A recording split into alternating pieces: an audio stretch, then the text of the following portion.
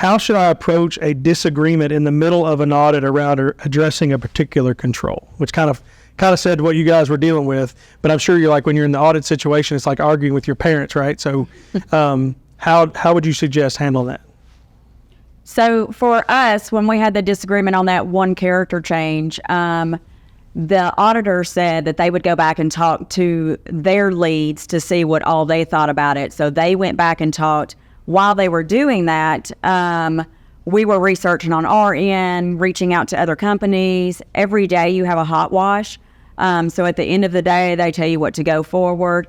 We finished our audit at the end of 4 days. And so we had one full day where they could come back and tell us things that we needed to go through or anything. At the end, when they talked with our president and went over all the findings, they did not list that as a finding. So we passed with a 110 out there that first time because we had told them, hey, if y'all are gonna, like, that's the hill that we were gonna die on, right? Like, we were gonna say everybody has to change their password. We would put that in our documentation, but they allowed us to say that that would be something we would put in our documentation, allowed us to fix it right there after it went through our change management board, and we showed them that that went through. Then we allowed it to go through that process right there. So they did allow for some disagreements to go on, but I mean, handle them respectfully. And is that the hill you're going to die on for that? Yeah. So I know that I had something on a network diagram that I just had like, what's this? And I don't know. I probably took a phone call in the middle of dragging something on PowerPoint. I'll delete it. And you get 5 minor corrections. You know, if you can do it in 5 minutes and whatever, they'll give you 5 of those, but they're tracking them.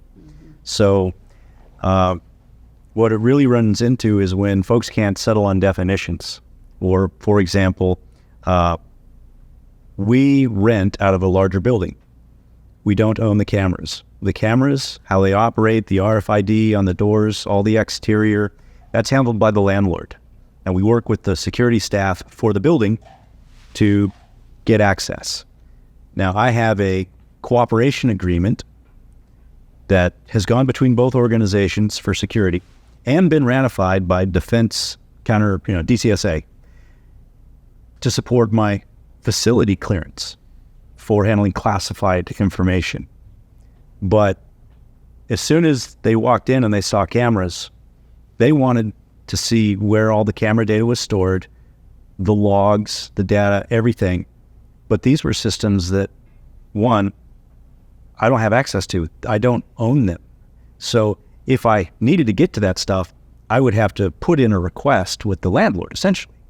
And we went around and around and around to get folks to understand that, all right, let's look at the standard. Are cameras required to be NIST compliant? And the answer was no, not for CUI.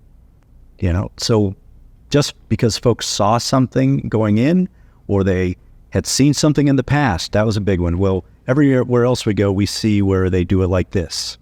Well, we're a very small business. We can't do it like that. We don't have the resources for that. So we do it this way. Many times they're looking for a technical solution because they're inspecting technology. But in fact, when you're small, it costs a lot of money to get that technology. So you may have to do it through people and process, through training, and then controls of leadership and policy and procedures.